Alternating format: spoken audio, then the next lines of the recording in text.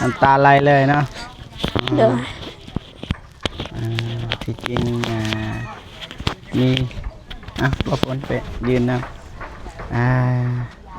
ที่จริงกับพ่อของน้องฮานบ่สบายกับท่านฮานพี่น้องนะทางครอบครัวเพิ่นก็ให้เลยแต่ว่าบริถ่ายคลิปนะยินอยู่เสียงให้คือว่าเล็กน้อยผิดกันแม่ให้จูน้องฮานให้แบบแม่ยังให้แบบโตแข็งเลยนะปัดโท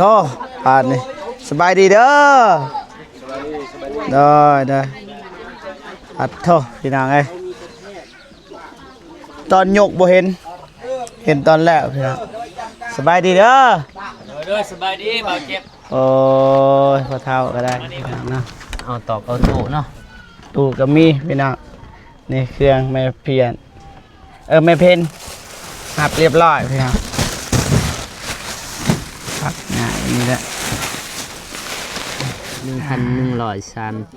1,115 บาทแต่ว่าแม่พิมพ์เพิ่นโอนเงินมาให้ 2,000 บาทแต่ว่าหักค่าบริการแน่หักน้อยเดียวนี่นะหักน้อยเดียวแต่ว่าแสดงว่าเงินยังเหลือ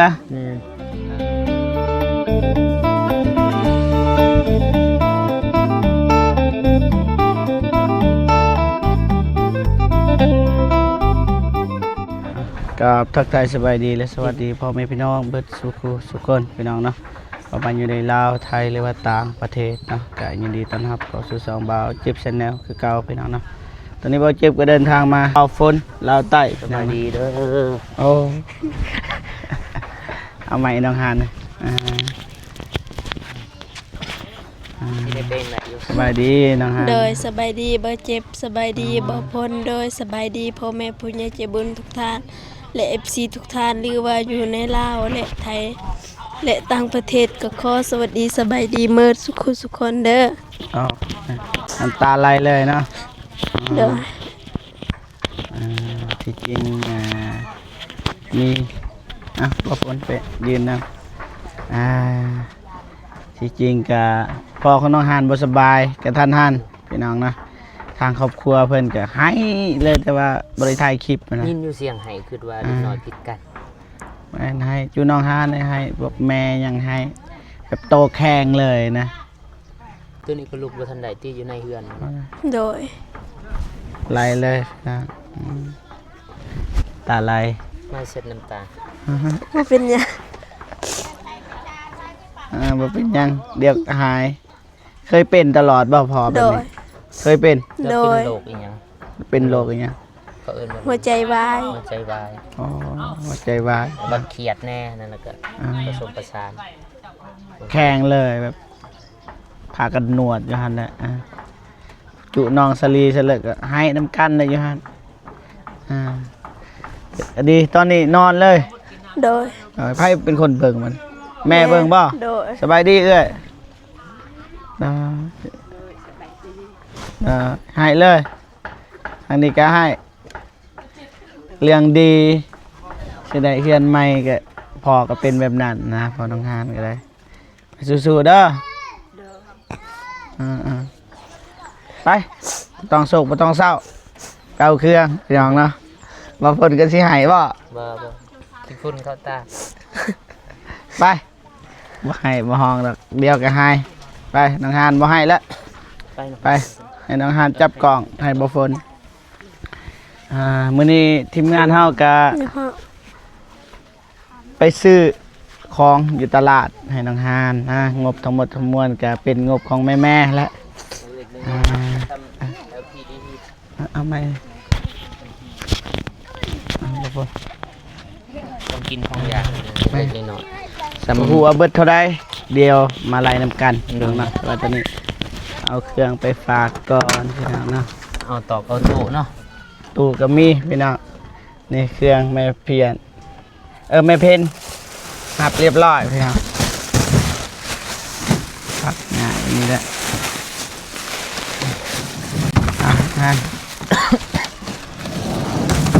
ชิ้นหมูเก็บแบกตู้ที่บ่เจ็บ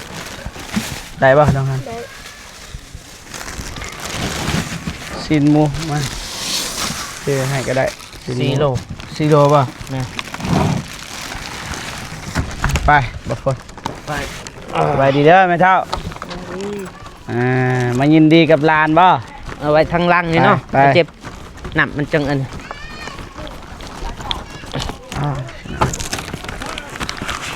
ป้าอยู่นี่แหละ ปะยิน ป้าอยู่นี่ก่อน นี่ปะนี่ก็ได้มันจังเทะนะบังไปอยู่ข้างในครับ ป้าอยู่เทิงบ่ ไปนี่ก็ได้อยากมามันกินกันนะ ซีนหมูครบจะหน่อยสไปอัปเดตบ้านนี่พี่น้อยไปอันนั้นเด้เบิดเท่าไหร่ ใช่ละ รายงาน ราย FC การ ฮู้ ปุ่มน้ำบ่เจ็บบ่ รายละเอียดออกตลาดพี่น้องเบาพลเป็นคนจับเงิน เบาเจ็บเป็นคนจดนะหายตัวอย่างว่าเงินหายแกน้ำกันนี่แหละไปน้ำกันพี่น้องเลยนี่พี่น้องไปสิถ่ายมาสิถ่ายรูปทางนี้กันเรียบร้อยออกตลาดมื้อนี้อ่านบ่ฝน ทั้งหมดทั้งมวลก็อยู่ในนี่เบิดนะแต่ว่าเขาซื้อมาไว้อยู่เฮือนน้องหานเนาะแล้วก็เดี๋ยวบ่ฝนสิอ่านเนาะซีนหมู4 โลถูกอยู่ 360,000 ดอ แล้วก็น้ำหวานหรือว่าเป๊ปซี่นะก็150,000 ดอยเด้อ น้ำดื่ม1 แพ็ค55,000แป้งนัว1 ธง25,000ขนอ1 ธง25,000แล้วก็มะนาว20,000ผักหอมแล้วก็ผักต่างๆรวมเข้ากัน35,000ปลาแดก2 ปุก30,000ผักกาด3 โลละ35,000แล้วก็ตกอยู่150,000แล้วก็รวมทั้งเบิดบัดนี้ 760,000 กีบ คิดไรเป็นเงินไทย เงินไทยนะ ออกเลยออกไว้ โดย รายเป็นเงินไทยกับ 1,134 บาท เงินไทยถึงเท่าไหร่ จดไว้ 1,134 บาทหนังสือบอฟุน 1,000วะ 1,134 บาท 1,134 บาทที่หลายเท่าเด้ บาทตัวบี มีภาษาไทยมันสิเขียนว่า หลายแล้วทำไมซื้อต่างกันเนาะ แต่ว่างามอยู่ครับบ่อยากเอาจริงเอาจัง 1,135 บาท แต่ว่าแม่พิมพ์เพิ่นโอนเงินมาให้ 2,000 บาท เลย แต่ว่าหักค่าบริการแน่หักน้อยเดียวเนี่ยนะหักน้อยเดียว แต่ว่าแสดงว่าเงินยังเหลือ แม่น แม่เพิ่นก็บอกให้เติมน้ำมันรถให้เบาฝนแน่ประมาณนั้นแหละไม่ใช่ว่าไปอัปเดตบ้านน้องห้าน เลยไปหมอปานนี้อันนั้นเนาะเฮ็ดให้เขาเฮ็ดกินเฮ็ดยา โธ่พี่น้องเลยเต็มเลยพี่น้องน้องห้านพาไปเนี่ยพาแนะนำสบายดีเด้อไอเด้อโอ้มาน้องโฮยพี่สาวน้องฮานพี่น้องสบายดีเด้อหากเห็นหน้าเอาไม้ให้หากเห็นหน้าอายบ่ไปใส่แต่ละมือ ไปรับจ้าง รับจ้างผู้นี้บ่ไปรับจ้าง โดย บ่ค่อยเห็นหน้าเลย มาแต่เช้าก็บ่เห็นหากเห็นเพราะว่ามื้อนี้ก็เป็นมือสันวันดีมือ4วันสอบบ่ประกอบวันงามก็ว่าได้พี่น้องเนาะ กับเพื่อน วันงาม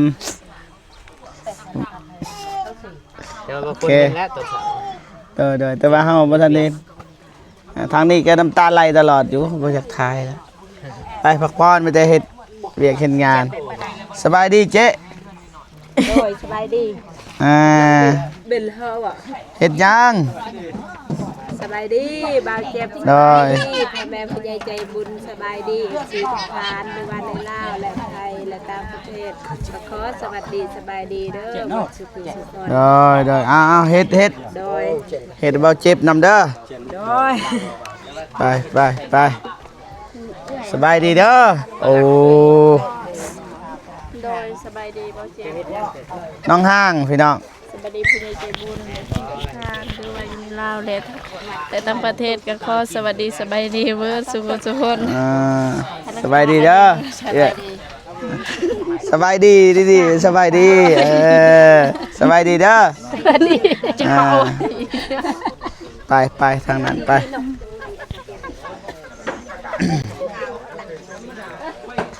ปัดโทปาดนี่สบายดีเด้อได้ปัดโทพี่นางเอ้ยตอนยกบ่เห็นตอนแรกพี่นางสบายดีเด้อ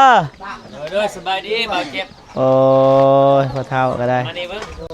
โอ้อยากได้ไม้บ่ เอาเจ็บแน่เพิ่งแล้วบ่ได้เห็นคลิป เอ้าถ่ายคู่มือยอมเอาเลยสบายดีเด้ออ้ายเด้อ สบายดี คุณน่ะพ่อน้องสลีบ่ แม่นเลย ได้เกาะอยู่ไสวะ จะซอยกันน็อตบ่ทันใส่บ่น็อต ไอ้ค่อยใส่บ่นี่บ่ ใส่ โดยชนะลูกเบาเจ็บชนะจังใจ ได้แล้วเอาไม้มานี่ก็ได้ได้ยินแล้วคักลายใหญ่บ่น้องฮาน ใหญ่ ใหญ่บ่ ใหญ่ นี่มีแต่ทางนี้อีกยังซองเสาพี่น้องนะตั้งอีกทางนี้ยังซองเสาบอนบันไดพี่น้องนอกซาน อยู่หันซองอยู่นี่บันไดอยู่หันเขาสิเซ็กห้องนอน เอาเพิ่มแต่ซองเสาได้ไอเพิ่มให้บ่แม่น4ได้ โดย เพิ่มให้2แต่ว่า เสาอยู่เบื้องลุ่มนี้ เบิ่งนั่นบ่ โดย โดย โอ้ ถ้าว่าเจ้ามีทุนตนเองมาหายืมได้เจ้าจะเห็นเองนะทางนั้น โอ้ทางนี้เพราะว่า ได้แล้วก็แล้วเอา โด แต่ ย พวกน้อง โอ้โดยได้คือกัน แบบใดก็ได้ ละลูกเราบอกเข้าใจพ่อบันไดคำเว้านะ โดยบ่เป็นหยัง ดีเล่า อืมก็โอเคอยู่พี่น้องเนาะบ่ฮู้ว่า ขึ้นมาเบิ่งก็ได้ ทางข้ามมันสิเป็นแนวใด บ่เจ็บ โดย ขึ้นมาเบิ่งก็ได้ โอ้ได้แล้วทางนี้ก็ได้แล้วมันสูงจังได๋บ่เจ็บตกพี่น้องเนาะ บ่สูงดอกสำนี้พอดี พอดีบ่ พอดีเลยสำนี้ นี่ใหม่ก็เบอร์เท่านี้บ่ใหม่ โดย หนึ่งเอาหลายอยู่ มีตัวสั้นอยู่หัน นี่มีอยู่อันนี้ก็มีอยู่พี่น้องอยู่หันก็กองกลางก็มีพี่น้อง โดย ทีนี้เนี่ยน่าจะบ่พอแล้วที่ไม่เสีย บ่พอบ่ ตามบางคนผิด อืมซื้อเพิ่ม ท่านในกองรางมีกับบ่ มีแต่ว่าตัวสั่น ตัวสั่นซะมัน มาเนี่ยทางนี้น้องฮันว่าทันตัดตัวนี้เนาะ โดย โอ้ใส่ซื้อๆนี่ โดยเสะ เรียนซื้อโอ้เด้อน้องโฮยนี่เฮ็ดเวียกตลอดเด้อพี่น้อง น้องจัน น้องโฮยนี่แหละน้องจัน เอิ้น น้อง จั น้อน งโฮยน้องห้าง เอิ้นจันก็ได้ เด้อ จัน อายครูอยู่แต่บ่ค่อยเห็นหน้าดอกชื่อเพราะว่าชื่อง่ายพี่น้องพอดีป่ะความสูงสำนี้ พอดี ย่างเบิ่งนี่บ่เทิงสำเด้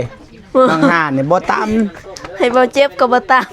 พอดี มัน เด้ บ่ต่ำอยู่แล้ว พอดีแล้วสำนี้นี่เฮ็ด ด้วย เฮ็ดเตียงแท้นี่ก็นอน แต่อยู่นี่ตามนี่ อยู่ บ่ นี่ ตาม ตัวนี้ต่ำนิดนึงแต่ว่าอยู่นี่สูงเติบพี่น้องเนาะ โดย คักแล้ว ได้เป็นห้าได้สูงกลัวตัวนี้ได้ แม่ แต่ว่าตัวนี้เม็ดแป้งเม็ด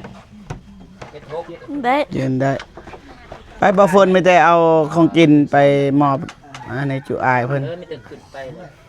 ก็กินไปยังมันไม่พอเป็นเฮ็ดอยู่คุณ ขึ้นเถิงบ่ไปขึ้นน้องหานขึ้นเป็นอยู่บ่ เป็น เบาเจ็บนี่สบายย่างเห็นนี่บ่ย่านมันต่ำนี่เจ็บบ่สูงเด้ไปบ่ฝนขึ้น ตกเด้อบ่ฝนเด้บ่ฝนคนโก้ สบาย ายดีเด้อสบายดีบ่คนใจจะสบายดี สบายดีสบายดี บนบ่าวลานสบายดีสบายดี ลานบ่เจ็บ วันนี้อายทำแหละ โดยบ่นบดอกป้ามีเงินพี่น้อง โดยเขาหยัด ใส่เงิน นี่ มันคือหยังนี่ คูณเอาละคำคูณ อยู่แล้วคำคูณมัน แล้วก็เบิ่งข้าวสารใส่อยู่หั่นใส่แล้ว อ่าเบิ่งสิถามไผตอบได้นี่พ่อเฒ่านี่มันคือหยังนี่เอาไม้ไปให้แม่เฒ่าพ่อเฒ่าบ่มันคือหยังนี่ นี่โตหยัดเงินไว้ ทีนี้ว่า แม่น เพื่อสำหรับว่าเอาคำเอาคูณเอาผู้ใดมีเอาจิตเอาใจมีเงินกับมาใส่อยู่นี้ อ๋อ มาใส่มาพักมาใส่ เก็บมีอยู่ที่ตอน ให้มันล บ่ ำให้มัน บ่มี ให้ บ่ มัน มี รว เงิ ย นสด ให้อายุให้มันยืน มีแต่เงิน แล้ว โอ ก็ยั น ดถ้ามีเงินไม่คำผู้ใดมีเงินคำกับช่วยเหลือเพิ่น เอานี่ยัดอยู่แล้ว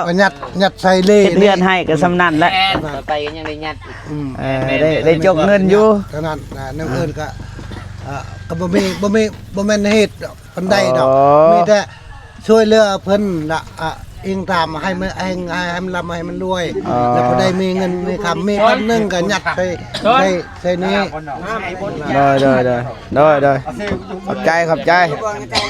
บ่มีจานนั่งนี่จัก นั่นได้บ่ฝนศีลเด้มอบให้ไผบ่นี่ มอบล็อกนี้นะเปื่อยกิน อ๋อมอบแต่จุอายนี่จุพ่อนี่ย่อเฮือน เลย ย่อแล้วก็ซอยเราอ่า พ่อและย่าพ่อบากก็พ่อเนี่ยบ่แม่นจะสร้างผู้เดียวพ่อซอยสร้าง ซอยบ่ พ่อซอยพางบากก็เจ้าของกับพ่อเลยบาก บากประกอบอันนี้พอหมดตั้งเท่าก็พ่อประกอบช่วยได้ พอดี พ่อช่วย พอเพิ่นกบไม้ กบไม้ถึงซอย สิเอา ขึ้นเนาะ น้ำใจให้ เอา สิเอาน้ำใจให้แม่ตัวนั้น ให้พอเพิ่นใส่ก่อนประมาณอยู่400,000แล้วก็บัตรแล้วเฮือนั่นหยังเฮาสิให้ประมาณ700,000นี่แหละก็เป็น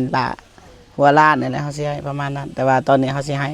400,000ก่อนให้เรามีแบบซื้อแนวกินแนวยากันนะมื้อหน้าสิให้น้องเดิม